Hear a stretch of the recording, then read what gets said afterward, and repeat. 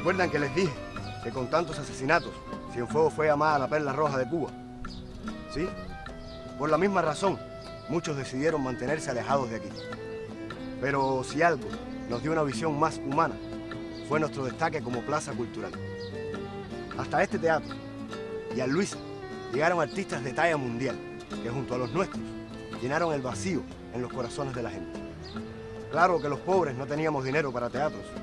Por eso nos conformábamos con ir a recibirlos a la estación, verlos pasar o acercarnos aquí para escucharlos.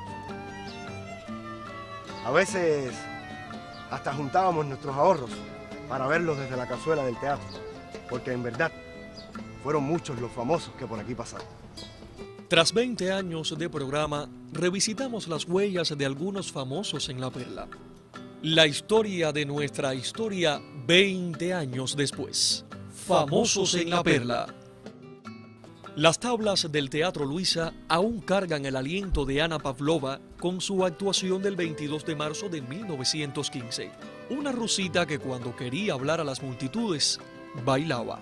Y aunque la empresa de Luisa contrató su compañía para una única función, aquella mañana nadie la espera en la estación, dado que el tren se adelantó un cuarto de hora y para colmo caía un palo de lluvia primaveral.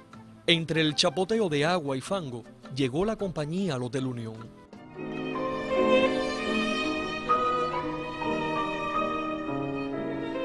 El temporal que descompuso el día y la noche cienfueguera del martes 22 de marzo de 1915 no impidió el éxito de la única función.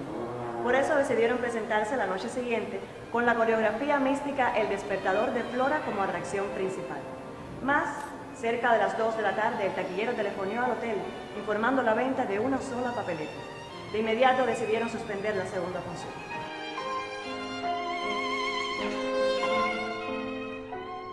La Pavlova, que era en realidad una mujer buena y sencilla, que su bienestar consistía en procurar la felicidad de los demás, dándole primordial importancia a la vida en familia, sobre todo cuando entre bambalinas se asomaba para ver a los niños asistiendo con sus padres, se tornó reservada, cayó por unos minutos y confirmó con la cabeza la anulación del compromiso nocturno para irse a cumplir con el público barero.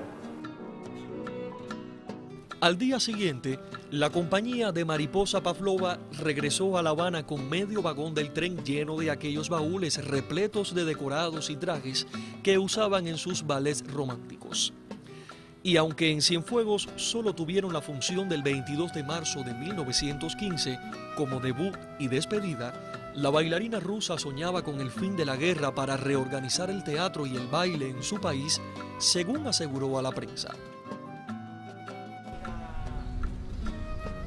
Otra que estuvo en Cienfuegos fue la divina Sara Bernhardt. Todos nos preguntábamos qué hacía aquella señora de 73 años, un riñón abierto y una pierna de goma, paseando su gallardía por los principales coliseos de América. La tournée de Sara Bernhardt por Cuba en 1918 fue en beneficio de la Cruz Roja Francesa, para mitigar los dolores que estaban sufriendo en aquel momento los niños huérfanos, los héroes de su patria, durante los sucesos de la Primera Guerra Mundial. Pero podemos decir que Sara Bernhardt fue durante toda su vida una mujer generosa, muy dadivosa. Y todo ocurre a partir de la guerra franco-alemana, cuando ella decide convertir el Teatro Ordeón en un hospital de sangre. Durante esa experiencia, ella se enfrenta a los horrores de aquella masacre por la que estaba pasando su país, y a partir de ahí, en diversas ocasiones, ella abre su bolsa ante guerras, epidemias, catástrofes, que acontecían no solo dentro de las fronteras de Francia, sino también mucho más allá de sus demarcaciones. Ahora, ¿por qué Cienfuegos?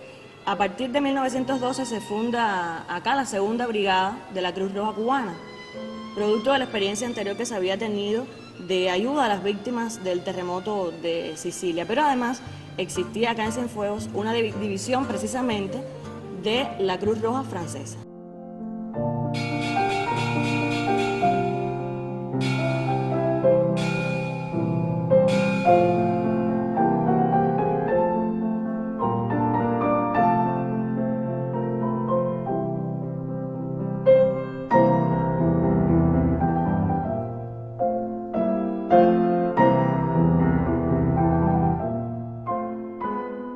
Momentos antes de la actuación, la orquesta de Sara Bernard interpretó la Marsellesa y seguidamente el himno de Bayamo. La concurrencia enardecida aplaudió estruendosamente hasta descubrir en proscenio a Hilarión Cabrizas, quien leyó unos versos del poeta Alfonso Camín en homenaje a Francia, Cuba y España. Al poco subió el telón. Albertina Rasch y su compañía de bailes abrieron el programa hasta que volvieron a retumbar los aplausos y al fin, sobre el escenario del Terry, la trágica más célebre de todos los tiempos.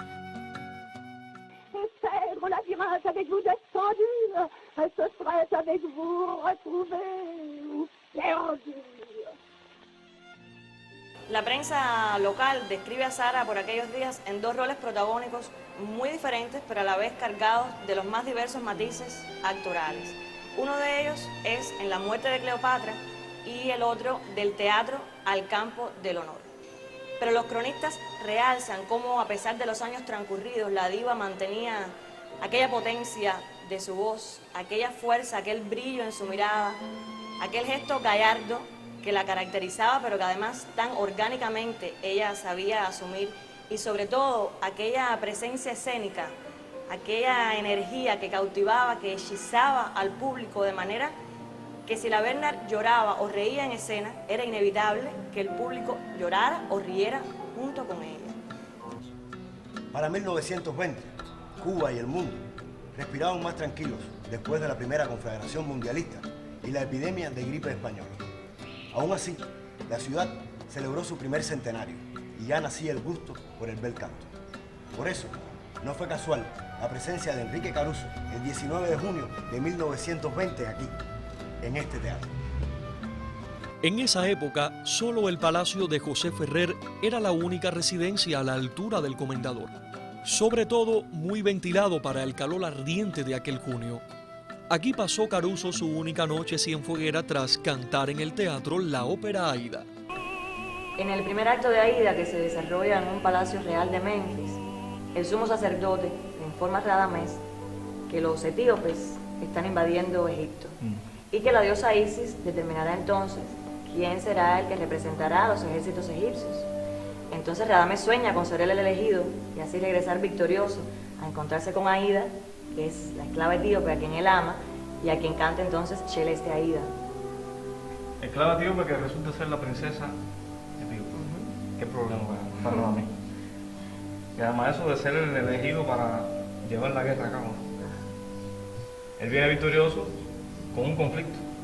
Ama a Aida, la princesa, y él es egipcio, él es un príncipe egipcio. Y con un amor por Aida, vaya, insuperable. Él la compara con lo más cercano al sol. Quiere llevarle al trono lo más cercano al sol. Cuando él está hablando de Aida, es cuando empieza esta área de Celeste Aida. Mucho antes, en el recitativo, él habla de todos estos sueños que él tiene, de ser un gran jefe de los egipcios. De hecho lo era, lo logra hacer. Pero está el conflicto de su amor por Aida. Entonces cuando él empieza a cantar esta área, que canta toda la parte esa del sueño, pero cuando piensa en Aida,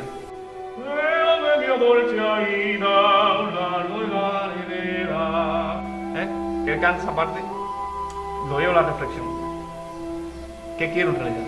Bueno, quiero Aida y voy a luchar por Aida. Entonces cuando empieza a cantar Celeste Aida, sigue. Celeste Aida, forma divina. La compara con algo divino en este fragmento. Y está al final cuando él la quiere, ese trono vicino al sol, un trono vecino, cercano al sol. Que es cuando él dice, un trono vicino al sol.